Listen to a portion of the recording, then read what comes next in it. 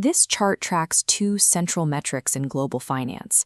On the left, the S&P 500 pushes to record nominal highs. On the right, the US dollar index, or DXY, cascades downward. A casual observer might view this simultaneous currency dilution as a sign of a nation in retreat, signaling economic malaise and a loss of global purchasing power. Market logic often operates on a lag. This erosion in the dollar's value provides the mechanical loop-tent required to keep the gears of corporate America turning. Global liquidity behaves precisely like a fluid dynamic, spilling across abstract geographical borders and accelerating as it spreads. The DXY is a relative metric, a zero-sum game played against a specific basket of foreign peers. The stock market, by contrast, is an earnings machine driven by future expectations. A softer dollar functions as an active catalyst for investor confidence. Tracking DXY momentum allows us to map the periods when its depreciation triggers a systemic liquidity injection into global risk assets.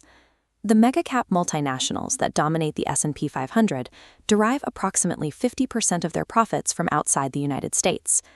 Because these corporations are transacting in euros, yen, and pounds, the exchange rate becomes a primary factor in their quarterly reporting. When the DXY loses ground, those foreign-denominated revenues balloon in value the moment they are remitted and converted back into greenbacks. This dynamic creates the weak dollar illusion, where nominal highs celebrated by U.S. investors look different to international market participants.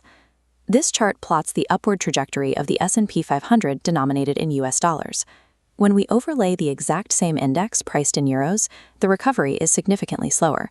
To a European investor, the record high is reduced to a lateral move. This domestic reality creates a literal increase in capital on the balance sheet, directly funding dividends and share buybacks. Beyond U.S. corporate balance sheets, we must examine the broader global engine, specifically emerging market hubs like Shanghai. Many developing nations and foreign corporations carry liabilities that are strictly denominated in U.S. dollars. As the greenback falls, the real value of this sovereign debt decreases relative to the borrower's local revenue. This immense structural macroeconomic pressure lifts without the need for active intervention, freeing up trapped capital for domestic investment. This relief mechanism also dictates the pricing of global commodities. Essential industrial resources like Brent crude oil are universally priced in U.S. dollars. When the dollar softens, these resources become cheaper for foreign buyers to acquire using their local currency. This purchasing power expansion acts as an across-the-board tax cut for the rest of the world, sparking synchronized industrial growth. These same mechanics apply to gold, increasing global accumulation as the dollar retreats. The cheapening of resources and the easing of debt burdens ignite a cycle of industrial activity.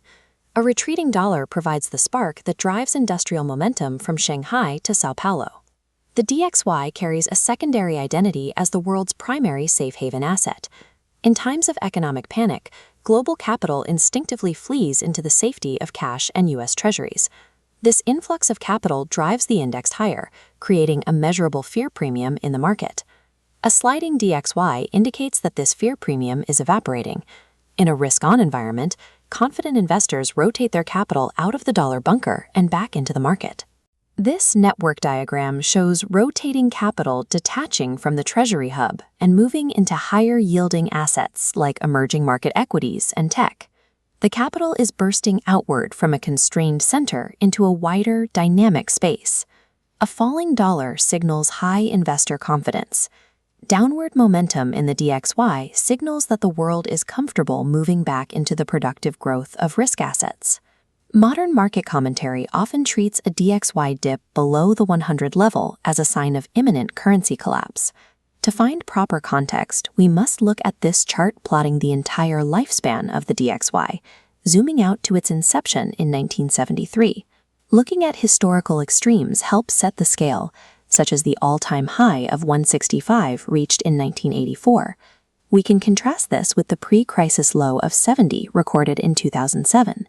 This chart shows that today's fluctuations remain range-bound between 90 and 110. Investors who understand these cycles recognize that dollar weakness enhances multinational earnings and lightens global debt loads. This shift removes a restrictive weight, allowing the mechanism of the global economy to accelerate. In a world hungry for growth, The suffocating weight of a strong dollar poses the true threat to global stability. Current equity markets have clearly chosen the liquidity of a weaker currency.